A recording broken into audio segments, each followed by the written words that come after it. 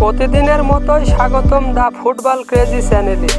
আপনি যদি আমার চ্যানেলের নতুন দর্শক হয়ে থাকেন অবশ্যই চ্যানেলটি সাবস্ক্রাইব করে পাশে থাকবেন এবং চলুন ভিডিওটি শুরু করা যাক।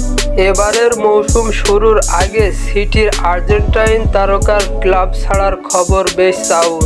শুধু আলভারেজই নন, কেভিন ডি রুইনা, এডারসন সিটি ছাড়ার খবরও বেরিয়েছিল।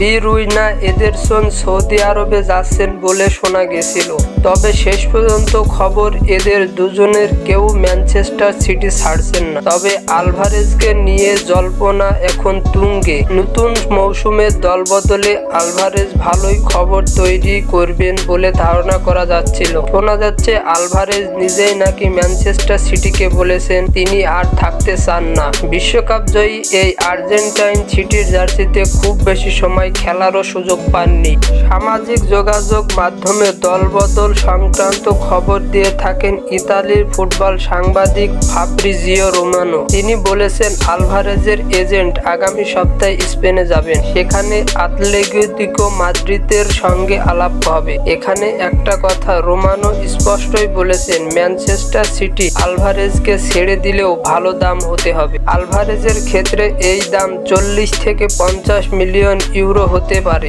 এই মুহূর্তে আতলেতিকো মাদ্রিদের পাশাপাশি তার আলভারেজ ও যাওয়ার সম্ভাবনা আছে পিএসজিতে। ফরাসি ক্লাব অবশ্য আলভারেজের জন্য আতলেতিকো মাদ্রিদের চেয়ে বেশি মূল্যের প্রস্তাব দিয়েছে। জানা গেছে সিটিও চাচ্ছে আলভারেজের দামটা যেন হয় 70 মিলিয়ন ইউরোর সঙ্গে আরো 20 মিলিয়ন অ্যাড অন কোন হিসাবেই অ্যাড করবেন পিএসজি। বিভিন্ন ইংলিশ গণমাধ্যমের ধারণা ম্যানচেস্টার সিটিতে আলভারেজের দিন ফুরিয়ে আসছে। তবে এটা ঠিক, আলভারেজকে সিটি তখনই ছাড়তে হবে যখন সন্তোষজনক দাম পাবে তারা। এই জায়গায় আতলেতিকো মাদ্রিদ কিছুটা বিপাকেই পড়তে পারে, কারণ আলভারেজের জন্য 70 মিলিয়ন খরচ করার সামর্থ্য যে তাদের নেই। তবে কি আলভারেজ সিটি ছেড়ে পিএসজিতে যাচ্ছেন?